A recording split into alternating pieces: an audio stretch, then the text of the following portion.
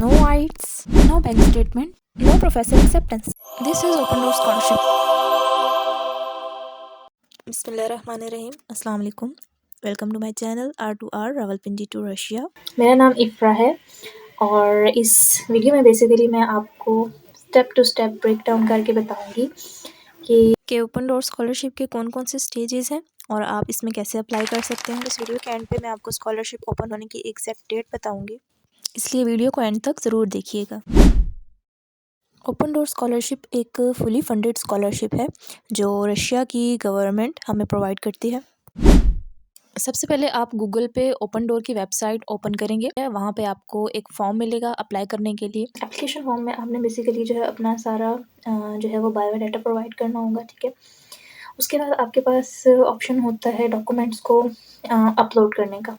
तो अपलोड करने के लिए सबसे पहले आपके पास पासपोर्ट होना चाहिए आपका। पासपोर्ट के बाद जो है आपकी डिग्रीज बहुत इंपॉर्टेंट है, सर्टिफिकेट्स वगैरह हो गई जो भी आपने अचीवमेंट्स वगैरह लिए हैं, ठीक है। फिर जो है आपका इंग्लिश प्रोफिशिएंसी सर्टिफिकेट इंपॉर्टेंट है, ठीक है, जो आप अपनी यूनिवर्सिटी से बनवा सकते हैं। जो इंपॉर्टेंट डॉक्यूमेंट होता है वो होता है मोटिवेशन लेटर, ठीक है। तो अपनी नेक्स्ट आने वाली वीडियोस में मैं आपको डिटेल में बताऊंगी कि मोटिवेशन लेटर जो है वो कैसे लिखते हैं, ठीक। मोटिवेशन लेटर के बाद जो है वो फर्स्ट स्टेज का टेस्ट होता है। वो फर्स्ट स्टेज का टेस्ट होता है वो बहुत ही सिंपल सा होता है, शॉर्ट सा होता है, ठीक है। तो उसमें आपको टेंशन लेने की कोई ज़रूरत नहीं है। जब आप जो है वो फर्स्ट स्टेज के लिए सिलेक्ट हो जाते हैं, ठीक है, फिर होता है सेकंड स्टेज का टेस्ट। अब सेकंड स्टेज के टेस्ट के लिए वो आपको एक सिलेबस देंगे, ठीक है। आपके पास पूरा मंथ का टाइम होगा, ठीक है, जिसमें आप जो है वो सेकंड टेस्ट के लिए प्रिपेयर करेंगे, ठीक है। तो वो जो टेस्ट होता है उसके आपके पास 100 MCQs होते हैं।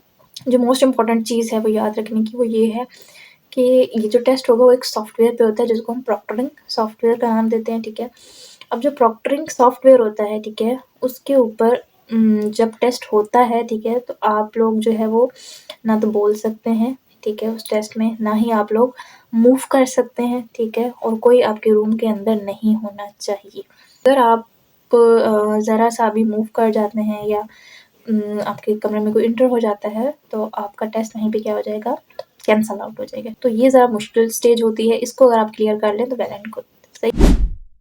सेकंड स्टेज के टेस्ट के बाद जो है वो लगती है आपकी मेरिट लिस्ट। मेरिट लिस्ट जब लगती है तो उसमें सबसे पहले नाम जो होते हैं वो विनर्स के होते हैं, ठीक है।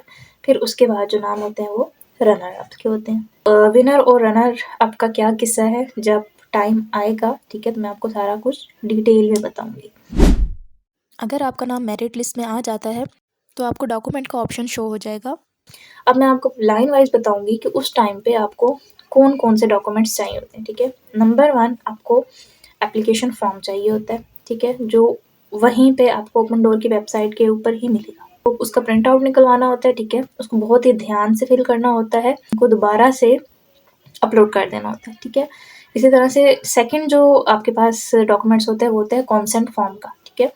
तो जो कॉन्सेंट फॉर्म होता है वो भी वेबसाइट के ऊपर ही होता है, ठीक है। कॉन्सेंट फॉर्म को डाउनलोड करना होता है, ठीक है, सिंपल साइन करने होते हैं अपने, ठीक है, और फिर अगेन उसको क्या कर देना होता है, अपलोड कर देना होता है, ठीक है।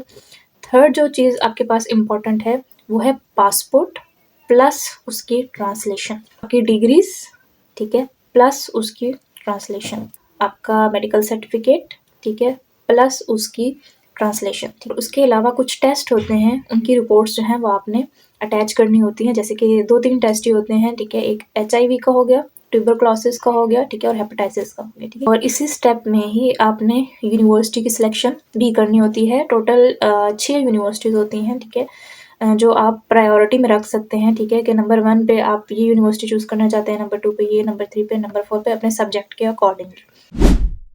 तो उसके बाद आपको जो है वो यूनिवर्सिटी की तरफ से अप्रूवल आएगा और यूनिवर्सिटी की तरफ से रजिस्ट्रेशन नंबर आएगा। ओके, अब जो आपके सारे डॉक्यूमेंट्स हैं वो अब मिनिस्ट्री को जा चुके हैं, ठीक है। अब आपका ओपन डोर की वेबसाइट से कोई ताल्लुक नहीं है, अब आप आ जाएंगे मिनिस्ट्री के पोर्टल पे, ठीक है। तो मिनिस्ट्री के पोर्टल पे 6 स्टेप्स होते हैं, ठीक है, और जो लास्ट स्टेप होता है वो होता है वीज़ा नंबर का। जब आपका वीज़ा नंबर रिसीव हो जाएगा तब आप अपॉइंटमेंट बुक करेंगे एम्बेसी से, ठीक है, और अपनी अपॉइंटमेंट बुक करने के बाद आप एम्बेसी जाएंगे, ठीक है।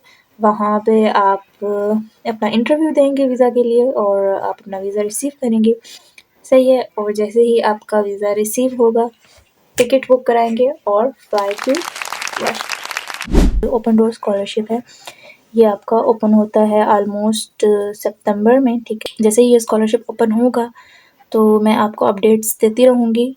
सो stay tune for more details and follow my channel, subscribe my channel and like it. Bye bye, दास विदानिया।